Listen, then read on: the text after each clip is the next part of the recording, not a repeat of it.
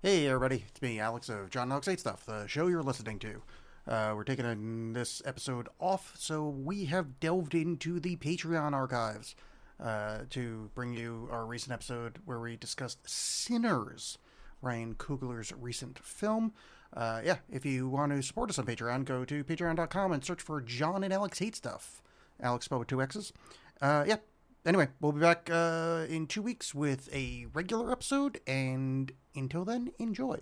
Goodbye. John, we have gathered here today in the hallowed halls of Patreon to talk about a movie that's lit the world aflame. Everybody, the newest, best movie ever made, Sinners. By Ryan Coogler. I just want to get this out of the way real quick. Audience at home, I know you're asking for it. You're like, Alex, we need your patented Alex Razzmatazz here. It was 30 minutes. It was 30 minutes before I realized Michael B. Jordan was playing both of them. That's that classic Alex Razzmatazz. Yep. It's not, okay, to be fair, I think so this was shot with Michael B. Jordan acting against a body double, and then they CGI'd his face, and also he did a thing where it's flawless.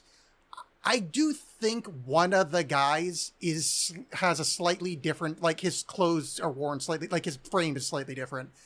And they had their hats on a lot. It was once you got a full view, I'm like, oh fuck, that's both Michael B. Jordan. But during the early kind of shadowy hat stuff, I was didn't really occur. Because I knew nothing about this movie other than, I'm not even sure if I knew he was in it. I just knew it was in the South, there was racism stuff, and there's vampires. I knew not, I didn't even know Michael B. Jordan was there. So yes, I'm very stupid, but I have reasons for being stupid. No, I think I knew about it going in that he was twins in it. They are wearing hats and are shadowed. So I can't say that that's completely a stupid thing to say.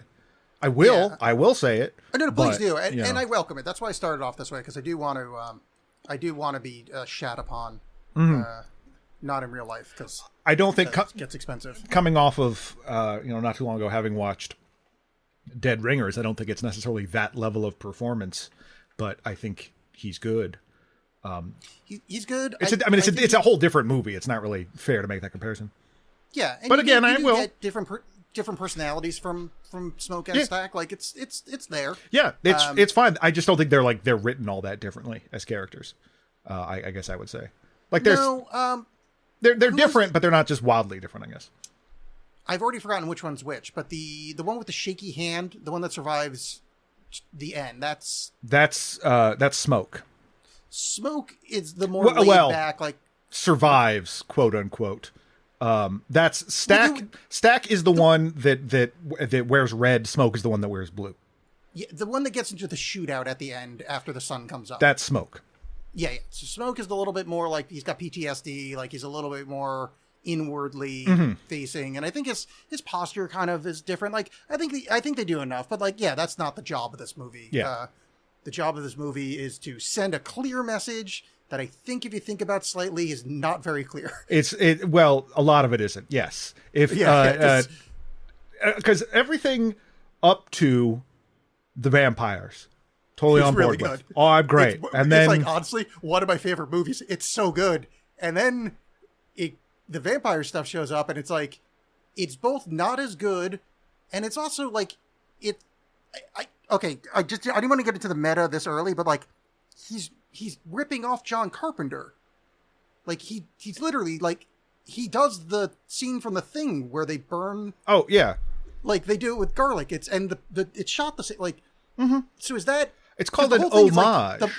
No, but I mean, a large chunk of the movie is white vampires stealing black culture, and then it's black people, a black writer director, not stealing, but homaging. So I might just be being dumb, or this doesn't matter. It just seemed like it being that obvious made me go wait, it's what are you trying to tell me? Is is stealing not real? It's stealing real? It gets a little confused going into that element of it, because one of the through lines for this is essentially black joy, black music as a continuum throughout history, and that by tapping into the sort of like the blues and whatever, it is this connects you to this primordial feeling inside that connects into the past and the future.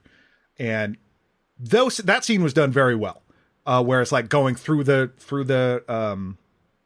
juke joint, and like you're seeing, you know, here comes a rapper from the future and all that. So like that I think is, because my main thing with this movie is there's scenes of tremendous talent and like just like I think that's one of my favorite scenes I've seen. Like I couldn't even tell you, that scene's fucking amazing. Like when they cut to that kind of Bootsy Collin looking guy shredding, you're like, what the oh, this is fucking like this is transcendent. This is amazing. It's like equally stupid but awesome. You know what I mean? Where I'm like, what? Yes.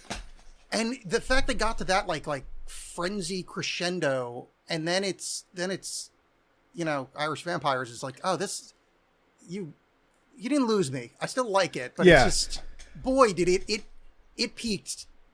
Like there's a whole act after it peaked, because that scene was that should be studied forever. That is so fucking good. Well, yeah, it's great. It's like all the all the just setting up the club and all that stuff ahead of time. Everything is so like sweaty and real, and it's very sexy as well. Like for having pretty much, I don't think any nudity in the movie.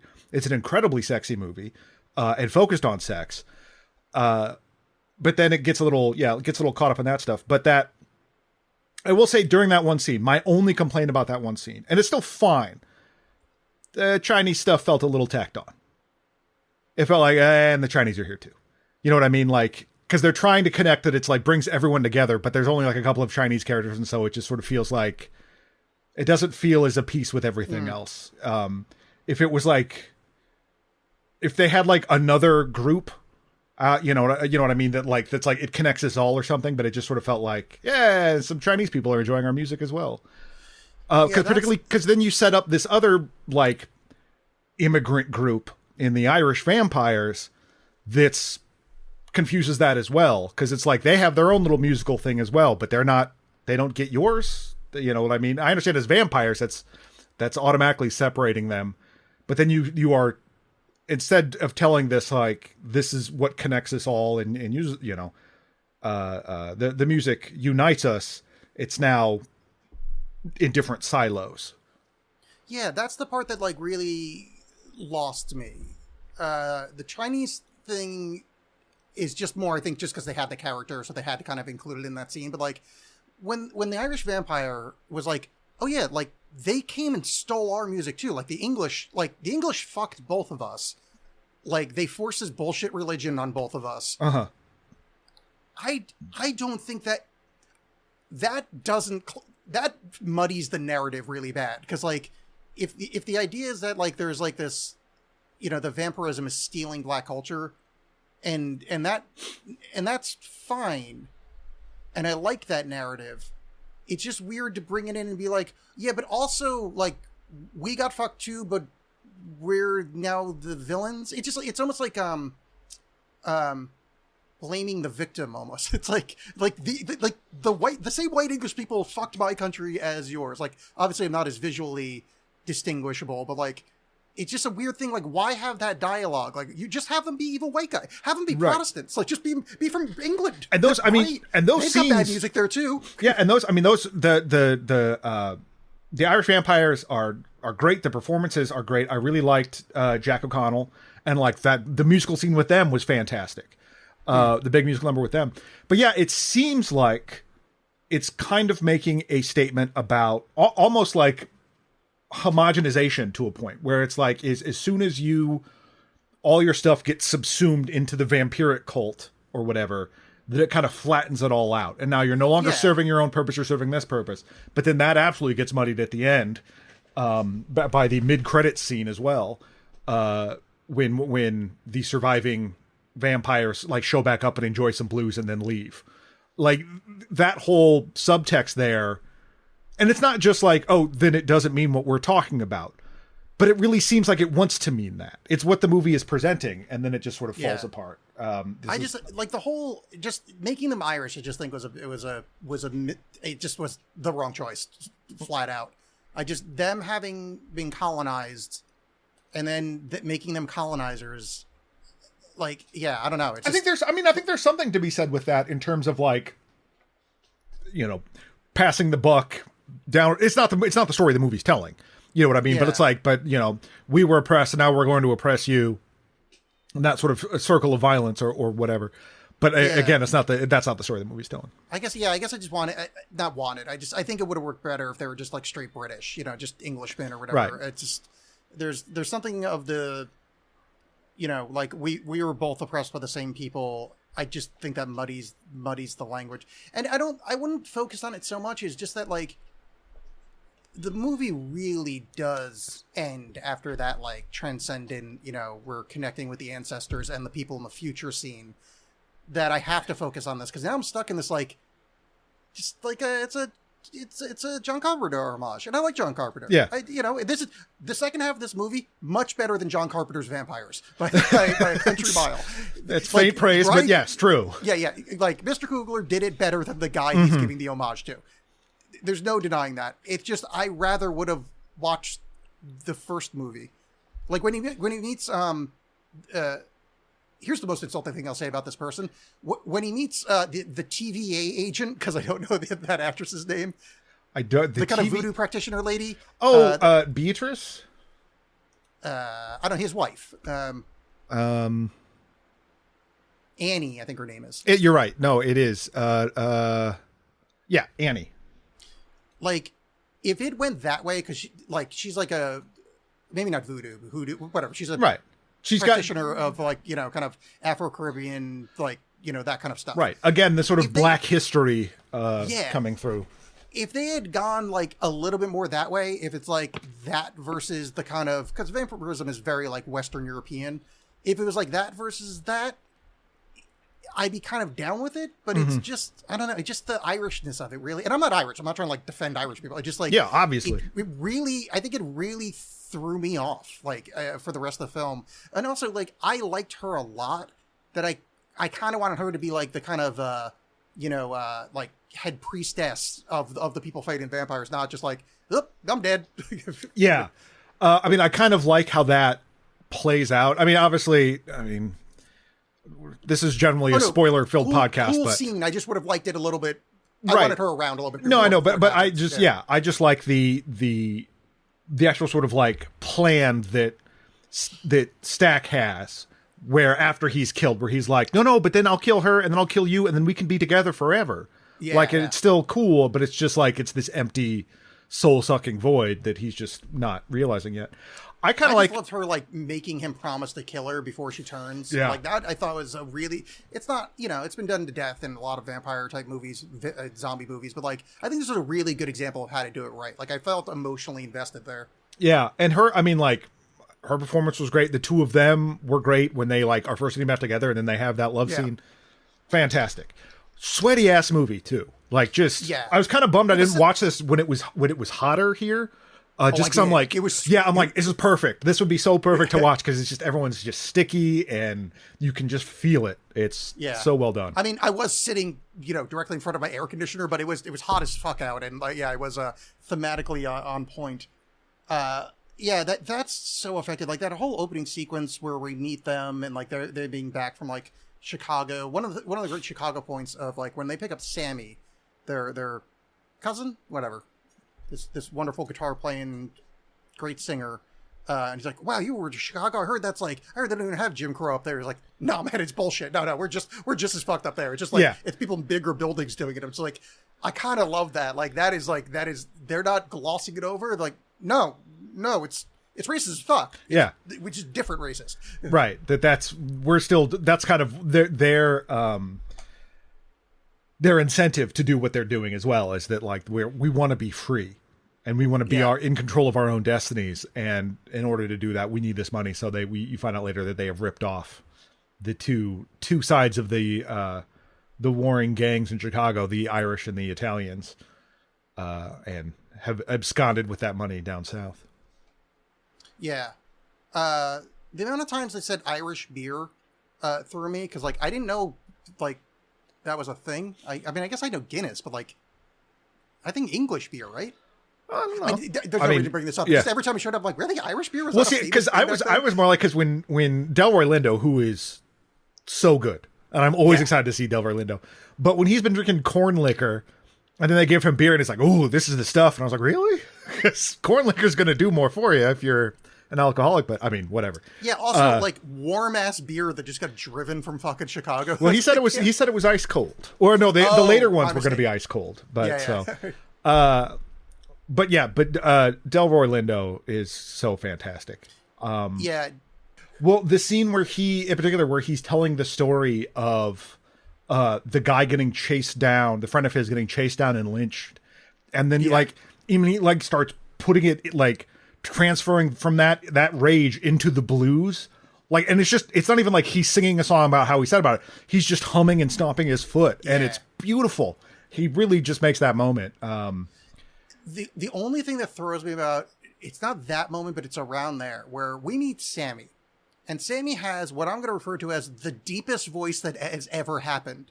And then when he sings, like Smoker Stack is like, "Oh my God, you have a good voice." Of course he does. Have you not been hearing him talk for the past 20 minutes? He's got this beautiful man, lilt. Of course he has a good voice. Yeah.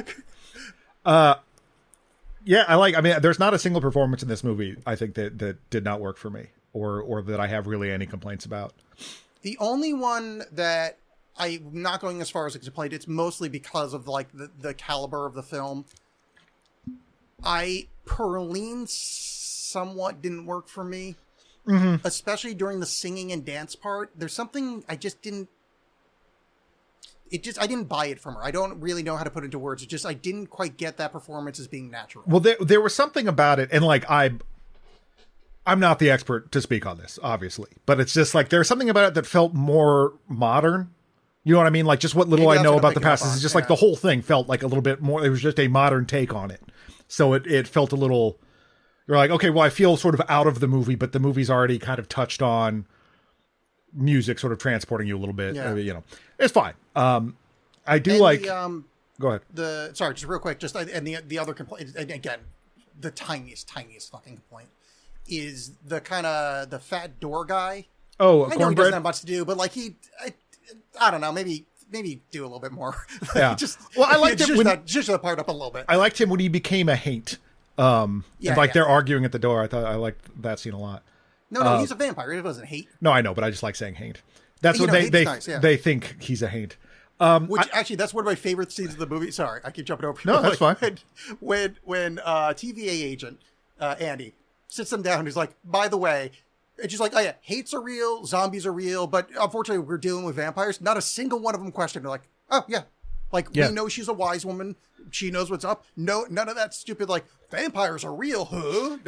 No, we're doing this. Well, it's also like, it's still low education, rural areas. People are probably like, yeah, no, totally. It's not like now where it's like, oh, the computer says they're fake. Yeah, but there could also be the other way of like them like screaming, "Oh God Almighty, protect us!" or whatever. Like there was no histrionic. It just went. You're not supposed to say histrionics anymore. Sorry. There's no freaking out. It's just no. Yeah. The woman that knows what's up told us what to do, and we were doing it because I love people making a plan, and that lady knew what was up. Let's make a plan. I was very excited also to finally see a movie with Haley Steinfeld in it, even though I forgot that she was in True Grit, and I forgot that she was the voice in Into the Spider-Verse. But like I hear that name come up a lot, or it comes up in little like movie quiz games I play online. And I'm always like, I know she's in Bumblebee. That's it. That's usually my go-to answer for that. But I liked her in this.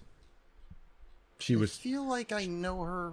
Oh, no. Okay, so I know her. She is the new Hawkeye in the Marvel-verse.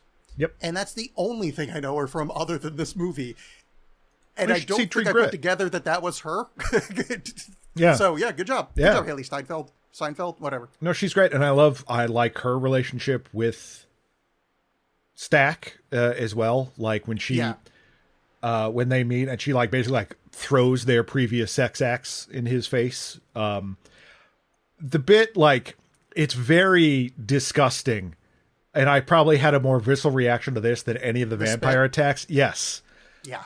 But it's like, I get for what the movie's doing, I get it. Because I mean, they've already sort of set up the like the sexy, I want you, I want all parts of you kind of thing when after hearing a lot about Cunnilingus from Stack, how Sammy's like to Perline. Is like, hey, let me get down there.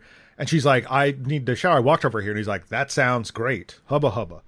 So it's like that's already there. But then the spit was just, she spits into his mouth like what do they call that when you like hock a loogie and then suck it back up? There's like a name for that. Oh, I don't remember. But it's obviously not a loogie. It's just a spit, but still nasty. Yeah, the Perline getting the old Connie Lingus there. We were just talking about how hot it is, and she walked over. This is in a pre-shaving era. That is not going to be pleasant. And also, there's no way you're going to make someone react that strongly on your first try. That is like, no. When you are under the expert tutelage of Stack. Yeah. You know? Who basically said, oh yeah, the clit's on the top. Mm-hmm. The end. Yeah. And lick it like an ice cream cone. And then maybe they cut out a scene where they practice. That's in my fanfic. My slash on fiction. Stack? Stack practices on Sammy, and then Sammy practices on Stack. Yeah. And they both have tentacles in my version. Yeah. Well, I mean, yeah. It's. I'm not going to say the 7 things that popped in my mind because they were gross, and that's me saying that. Yeah, that spit scene was fucking disgusting. One of the things we got to give this movie credit for is the practical getting bit effects. Super good. Oh yeah. Like when Stack has got like his whole fucking neck tore out. Yeah. That looked very real. Like really great. Uncomfortably real. Yeah. Which is a shame. And I'm not like, I'm only speaking of this as overall effects, not necessarily physical versus CG, because I don't necessarily know how that was done. But the final standoff CG was pretty dodgy. It not great. Like, it just looked phony. The background, like, it looked like they were in front of like that Mandalorian wall or something like that. Just like the light looked fake. Oh, and like when they're at the lake. When they're at the lake, yeah. Oh, okay. Yeah, just and then like the way he looks when he's turns into fire and it's gonna it just felt like all of a sudden I'm on a sound stage and I'm watching just some CG stuff happen. It's fine. It's fine. These are all like tiny little things. Like, this movie is so good. But yeah, I mean, we're talking about this movie in the context that like everybody's talking about this is like one of the best movies that have come out in quite some time, and I tend to agree with it. I think up until the vampires, this is like A plus. Like, I mean, this is fucking art.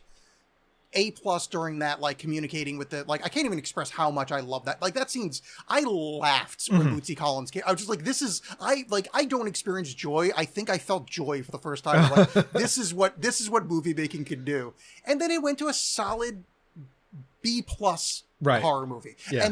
And I would love to watch a B plus horror movie. I'm not taking anything away from it. Just unfortunately, we went from an A plus transcendent scene to, it's just another John Carpenter kind of vibe. It's like, okay, it's fine. And also, one of the things I hate the most about kind of this style of things where you have to invite someone in or yada yada, where someone gets so annoyed and they go, oh, come on in, motherfucker, I'll kick your ass. We're just like, I feel like 2 things. 1, hack, but 2, I feel like contractually on a spiritual level, that can't count. Right. Somebody that just happens to be inside screaming in annoyance. Yeah, come on the fucking... No, that's nonsense. Right, like, if someone says, kiss my ass, that's not consent. Right. Trust me, I've gone to jail for that. Yeah. Well, and also sent many to jail. But I think, like, I'm with you in that, like, there've been a lot of references made comparing this to From Dusk Till Dawn. And I've always been of the mindset... when I saw it the first time, From Dusk Till Dawn, I was like, the second part's way better. Just because I'm a teen and I'm in so much more like Sam Raimi mode. And so that was really, that part got to me more, but I still like the first part. Where this, I feel like, is the reaction that I was hearing for From Dusk Till Dawn, where it's like, it was good until the vampire showed up. And I feel a little bit more with this, where, again, it's still good. It just was better. And I knew it was coming, so like it was a surprise. And the movie, I don't think treats it as like a 180 like From Dusk Till Dawn does. But I do still think like it is also I will say the initial trailer for it was dog shit. Because the initial trailer was just like, they're coming. look out, everybody, they're coming. Who's coming? They're coming. They're going to be here.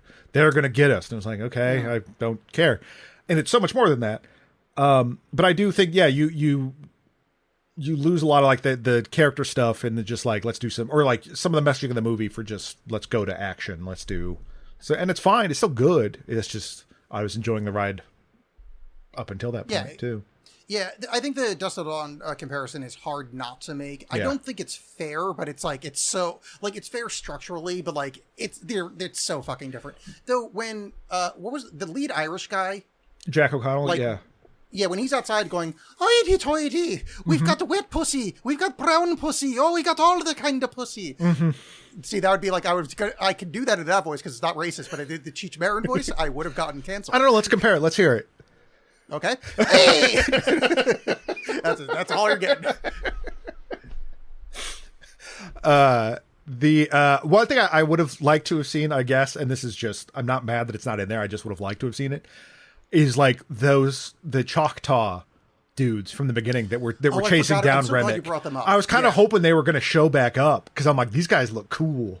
A lot of people were saying like on the kind of discourse afterwards that like they kind of like they want a prequel, like because there was a native Choctaw woman that, on YouTube was talking about it, that like they consulted and they spoke in like, I'm going to assume the language is called Choctaw. I'm pretty sure that's true. That's like the first time Choctaw's been in like a movie like this. That's cool. Amazing. Like this is representation. And a lot of people are like, oh, we want the prequel. And Ryan Coogler was very nice about it, but his response was like, fuck, what would that be about? Yeah. Like, do you not understand what this movie was? And he said it's so, like, he said 1,000,000% more articulated, better, and he didn't say any of those words, but, like, reading between the lines is like, do you not understand this isn't a vampire movie? It's a... whatever. Yeah. Which I think that's what kind of falls about it, is that, like, because it turns into a little bit the From Dusk Till Dawn, like, you're trying so hard to say something with this movie, and, like, to tell this story and to have this subtext or whatever, and then when the vampires don't even represent anything to really do with that, or what they do is very muddled and confused, it hurts the whole thing. But again, this is like we've talked several times on this show about, you know, being upset at movies that are near misses, you know, where it's like, oh, this was almost good, but this isn't even that. Like, it's still good. It's just like, these are things I think worth talking about around it. Yeah, I mean, also the other side is, as far as us having discussion about it, is as much as, you know, I feel confident talking about like the Irish side of things, like I'm not one of those people who's like, oh, well, it's not our place to talk about something, but like, I don't think you and I as middle-aged white men, we're not here to give an insight to like the black experience, the black experience via this movie. Like that's not what we're there for. And that is a lot of this movie. So, you know, it sounds like might be slightly grateful, but it's mostly because, it's fucking genius. Like this movie's like a full recommend. It's just, the one downside of this, on it could have been better, and I trust Ryan Coogler. I've never actually heard him talk before, and that man is a fucking nerd, and I'm there. I know, it's so great. He had I watched this 5-minute thing about him talking about the aspect ratio he's using, and him freaking out about how big it is. I'm like, I kind of love this man. Like I do nothing about him other than I've seen some of his work, but apparently in the original cut, there's a quick montage of them during the song of them scrubbing the floors and peeling vegetables. Apparently there was a long ass montage of we got to get the juke together, and everybody, all the community coming together and putting the place together. I'm like, oh, I want to watch that. No, I need 20 minutes of that. I kind of do, because it is funny, and it's just me being a dumb old man, but that this is immediately following a scene of a vampire attacking people and a dude coming back from the dead. But I'm like, there's no way they set this up in just one day. That's not possible. You know what I mean? Yeah. Where it's just that's your problem. That's where it crosses the line. But it's fine. Well, the cuts apparently the whole community got together and helped them. Which that makes sense. Also, I mean, again, I'm not trying to doubt the fucking director, but that would kind of bolster the whole community aspect and you know working together as a. But I still think moving it along to just let's open this damn thing. Yeah, and one of the interesting aspects of this, so. He's not here to talk about this, but I guess I am, because it's the title. The concept of sin is a Christian one. Christianity was forced upon, Black Americans. They're stolen from whatever their, original belief systems were. And then, this movie's called Sinners. Yeah. The bad guys are white people that had Christianity foisted upon them. Mm-hmm. The ostensibly good guys were black people that had Christianity foisted upon them. Mm-hmm. Who were the sinners? The those 4 Klan guys? No, the black people that liked the blues. Why? I don't know. The dude, the preacher at the beginning was like, "That's a terrible place. You're sweating and listening to the blues." Yeah, so but this movie's named after what that guy that had 45 seconds of screen time said. Yeah, I don't know. Yeah. I never really considered it. I just sort of, that they're a couple of sinners. They're practicing not Christian religion. They're stealing from the Irish and the Italians. That's a sin. I get that, but this movie is about how black culture was stolen and steamrolled over by white people, right? So just even using the term sinners seems it's back to my stealing this scene from The Thing, where it's just what I think maybe you have to be slightly more careful. But I would say the Boondock Saints aren't really saints.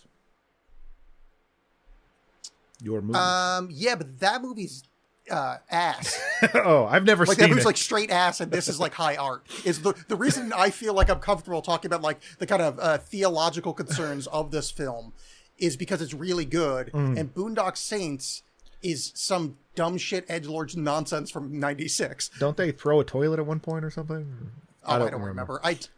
All I remember was I watched it and I thought it was great when I was 16 or whatever, and then went back and went, oh no, this is not.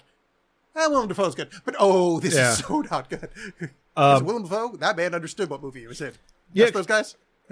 I just took it more as for the center thing, that it is just that it was the juke, just the being at the juke joint and all that. But I get your point. Point taken. I think that's the correct answer. Because I think this is kind of high art. This is almost philosophical. Digging into what that title actually means and because calling it Sinners is reinforcing a Christian ethos, which is not their actual beliefs. They're saying we when he talks about the blues, we brought this from home. This is. Mm-hmm. Also, I did love when he's like, "Oh, no, white people love the blues. They just don't like the people that play it." Uh-huh. It's oh, fucking hell yeah. Even as a white guy, I'm damn, that is part of my using language for a 27-year-old, but that is fire right there. Yeah. Well, and then when he's like, they love it. They might even clap on the beat. Delroy Lindo is just so great. Yeah.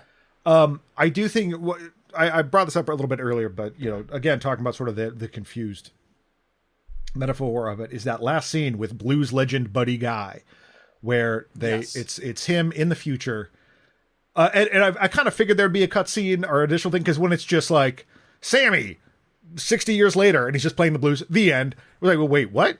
But it's in between sets, or it's the end of the night and whatever, and some guests show up, and it turns out it's Stack and Mary, who have both become vampires in the time.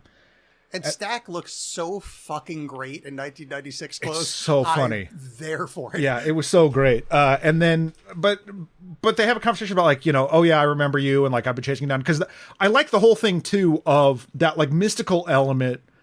As a quick aside, the mystical element of yes, all this stuff does, music does, and our culture provides this through line, but the fact that there's chosen people, or there's chosen roles that can conjure all that up and make it more real. Yeah. I just like that element of it, and that's true of different cultures. But so that's the reason the vampires want Sammy so bad, is because they know he's that. But when they show up and they don't want that, and they're just I just want to hear the music. It's now it's all on CDs and stuff like that. Nothing beats the real. Can I hear the real? But your whole thing is, when you're a vampire, you're fake. You're not. So that was just. Yeah, please. I'm just dumb. Because I was questioning exactly what you were. And I think I have an explanation that I like about this.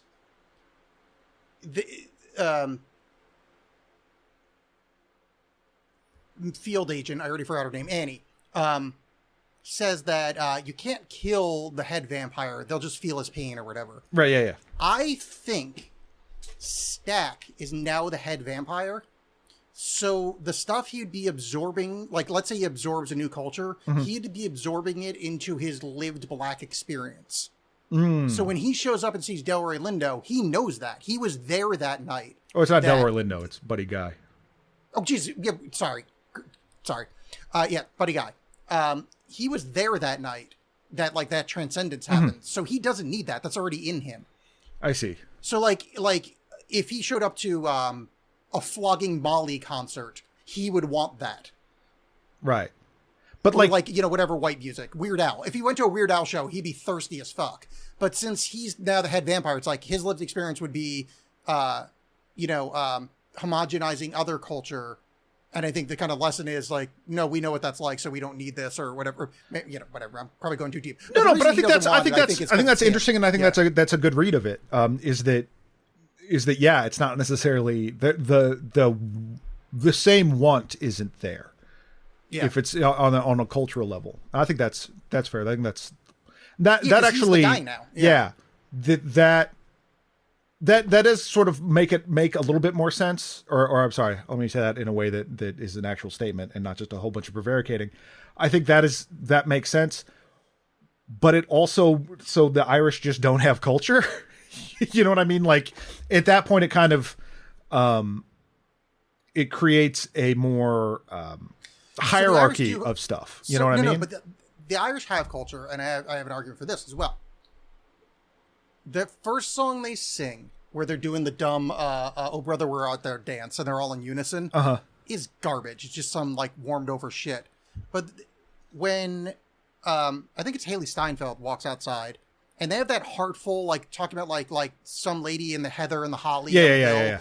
That's actual Irish culture, and I think that's him sing. That's almost like his human part singing. Right. That's not like some cultural appropriation. That's not like that's true Irish stuff, and everything else is just the stuff they steal. Because I think that's part of the like when he dies and the flame goes up. That's like, oh fuck, I'm finally released. Because they say vampires are the worst because there's like their soul basically gets stuck in this shit.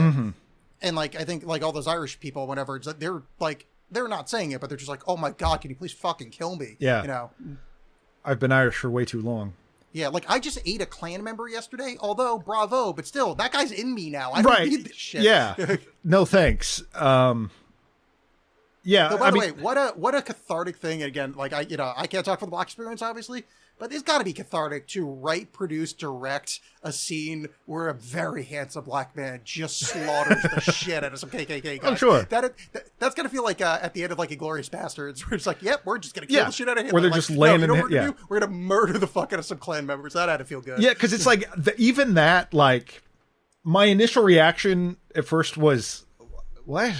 This seems kind of after the fact, but I really liked it. Like I thought it was done very effectively, but also that it's like it doesn't pretend like, no, the racism is still here. It's not just that they're vampires. There's still racist white guys around, and we have to deal with them. That's what I liked about it, because the vampires, ostensibly the villains of the piece, are like, oh no, the white guys weren't going to let you get away with it. They were going to murder you all the next day. Like it's like I kind of like the kind of utilitarian nature of it. It's like, yeah, we're going to eat you, and you're going to join a hive mind, but like, that's much better than fucking clan guys. We're just going to kill you for no reason. Yeah, that it was just, and it's not even that like that was his initial goal, because he's just running away from the Choctaws at the beginning, and then he just happens upon these clan people, and he's like, aha, now I know what's going on, and it turns out that this guy rules. Which I like that moment too, when they see it ends the whole music time sequence where he's just looking at them on like through the church looks, or the juke joint looks like it's burned down, and they're all just in there, and that's like his X-ray vision. Shit. That was super cool. I really liked that. Oh, and I need to. One of my most joyous things I've ever discovered in the history of this show. I walked into this movie knowing almost nothing. As I said, I think I knew Michael B. Jordan was in it. I think I knew the Black Panther guy directed it, and I knew vampires. This movie is soulful as fuck. The music is incredible. So I look into who does the music. What incredible black musician does the music to it? No. Yes, it is Ludwig Göransson, Yep. who is the whitest man that's ever lived. Yeah. Long blonde hair. And it was like, no fucking shot. Yeah, it is the most Swedish looking man that's, I don't know where he's from, but like, holy shit, was that surprising to me. Yeah, I have lived the black experience. I know what it is. I'm sure he's Yeah. no, well, I'm sure like bad. It was just like, it was shocking to me. yeah. And not in like a bad way, or just like I was just expecting some like, oh yeah, this was the first time Delta blues musician Bloop Bloop ever did a score to a movie. No, Right, Warm Piss Jensen got up there. Yeah, no, it is pointy nose McWhite guy. Like Yep. holy shit.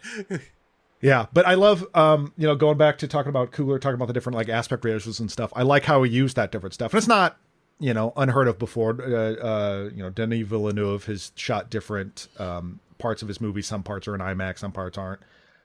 Christopher Nolan as well, but like among others. But I really like the jarring differences because I just watched this on HBO. So like that final scene with Smoke, like after the shootout. Where it's like it's super letterbox for him, but then it cuts to other scenes where it's full frame. Yeah. And just like going back and forth, it still felt seamless. Like it didn't feel, I wasn't, I don't want to say confused by that, you know what I mean? But it wasn't visually jarring, or it didn't seem like it was. Yeah. He wasn't doing it in this stylistic way too, of like, oh, look at now it's this, so I can highlight the kung fu that's happening or something like that.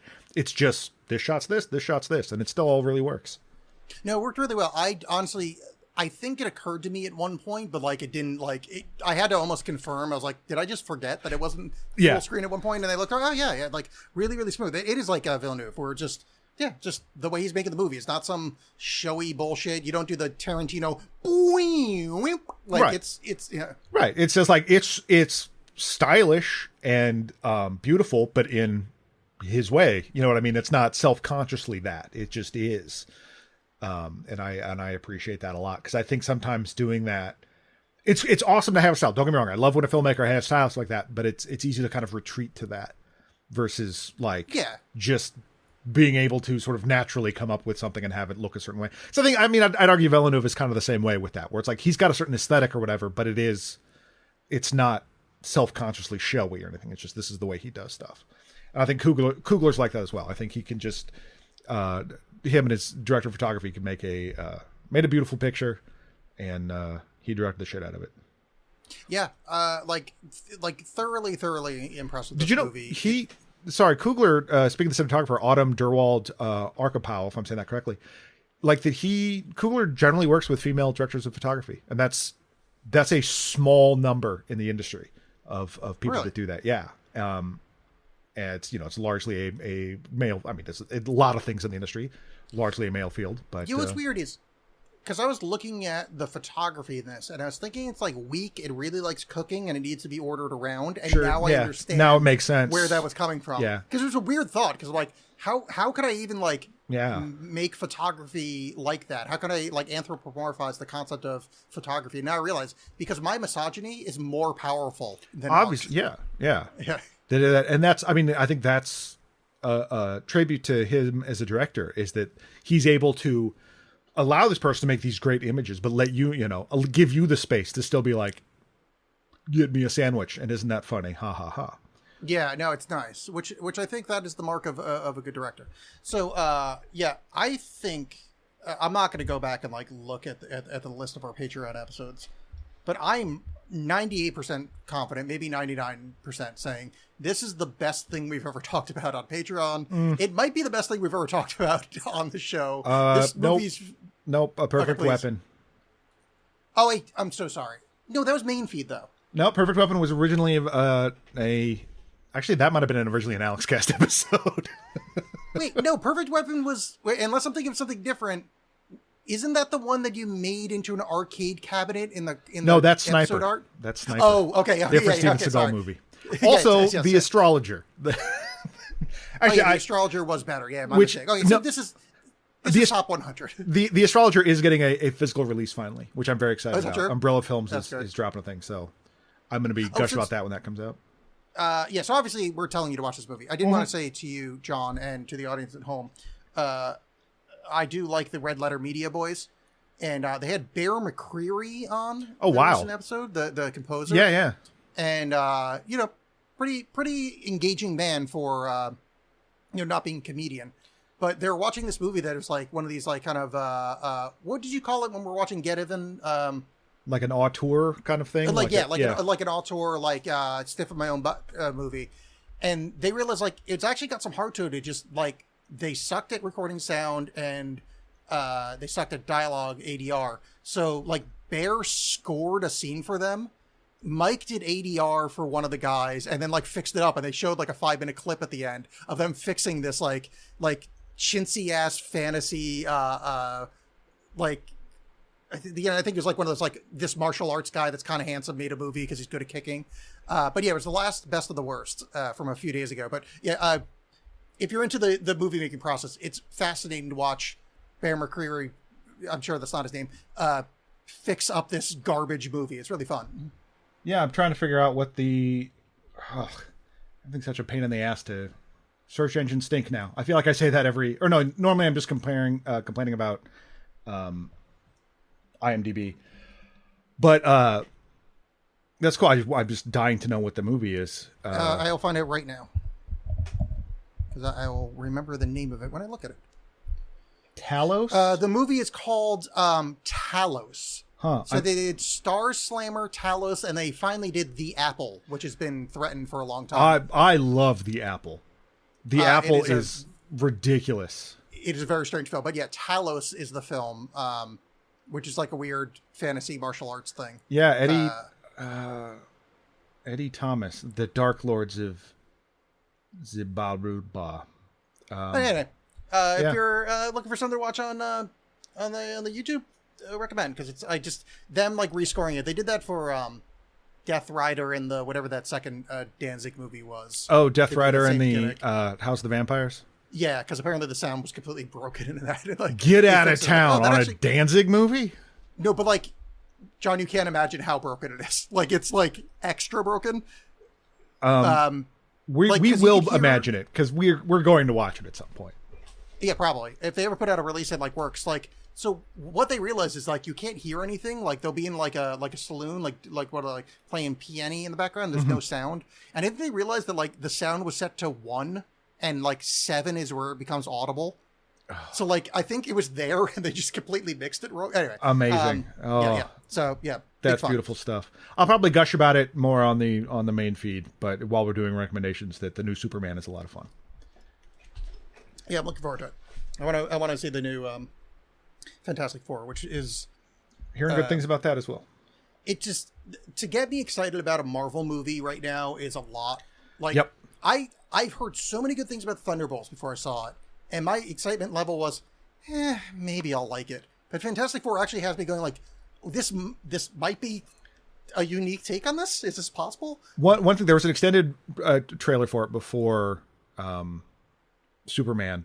And there's a question I have, and I'm sure the movie will answer it, but it looks like at one point the Thing grows a beard. Yes, and I've seen that too. Yes, he grows a beard at one point. Yeah. I have questions. That's all. Yo, here's the thing. That actually makes me think this movie's going to be amazing. They made the Thing grow a beard. Oh wait, there's a Fantastic Four thing I want to bring up. Oh, it doesn't matter. I'm sorry. I'm sure at some point I'll watch it and completely forget. Oh yeah, I heard an question mark in quotes. Let's throw an asterisk here. Spoiler alert, because I don't know if it actually happened. Because I stopped reading anything once the movie came out. But I think they shoehorned in, like in background scenes, all of the guys from the Roger Corman one from the 1996. Oh, funny. Like, I think it's just like a kind of like background act. I don't know. Well, like they did. Anybody saw it, I stopped watching things. Like like they did in the Dungeons and Dragons movie where they put the cartoons people. Oh, that's cool. I'm hoping it's exactly like that. But yeah apparently somebody like saw him on set, and then I'm like, no, I need to fully ban, because I'm sure it'll be spoiled, but like I'm interested in this for the first time in a while. Like Sure. Marvel doing something, and then I'll watch it. And it'll be the exact same fucking Marvel movie. At the end, Galactus will shit a laser in the middle of Earth, and be like, oh, good. I hope you're pleasantly surprised as I was with Superman. Because I kind of went in with the same thing. We're like, it's going to be this, and there's definitely elements of the same superhero stuff, and like, there's some very clumsy franchise setting up at the very end, but it's still absolutely amazing and worth seeing. James Gunn has never missed, as far as I'm concerned. He's put out some C pluses, but he's never missed. I will say this, and this is a line a friend told me, but I fully agree with it. This, to me, this is James Gunn's least annoying movie. Oh, that's fun. Yeah. Because I have beef with some of the way he does stuff, but I think this is this is actually like a sincere movie for him, which I don't think he's good at doing. Spoiler alert for everybody that's listening for Superman, just because I saw a clip of it. Is Supergirl only in the after credits, or is she in the actual movie? That's what I was getting at with the clumsy. That's because it's at the very end. It should be a mid-credit scene, but it's at the very end for some reason, and it's real stupid. I saw a tiny clip of it, and the vibe I got was this is a mid-credits or something like that. Okay. Yeah, it should have been, but it wasn't. And no spoilers, but how is, because I love that guy. I think his name is Nicholas Hoult, the guy that plays Lex Luthor. Might be my favorite Luthor next to the Justice League Unlimited Clancy Brown. Just because, like, they're very different characters, but like, he's not charismatic or funny. He is a piece of shit, and he's great. Nicholas Hoult, you're saying? Nicholas Hoult, yeah. He is the Lex Luthor for our times. Oh, okay. Okay, cool. Yeah. Because he's one of those guys that, like, I didn't realize it, but over the years, he's slowly grown on me to the point of, like, oh, I love that guy. And it's like, wait, when did that happen? Yeah, now it was like, oh yeah, he was the Beast. He was kind of in that, and then whatever. But now, he's great. I'm for it. Fantastic. All right. Yeah, I'll probably get around to it at some point. I mean, I definitely going to get around to it. Just whether or not I pay for it or wait for it to come to BitTorrent. Mm-hmm. Yeah. All right. So let's stop talking now. All right. Bye, everybody. Thank you for giving us money. Goodbye.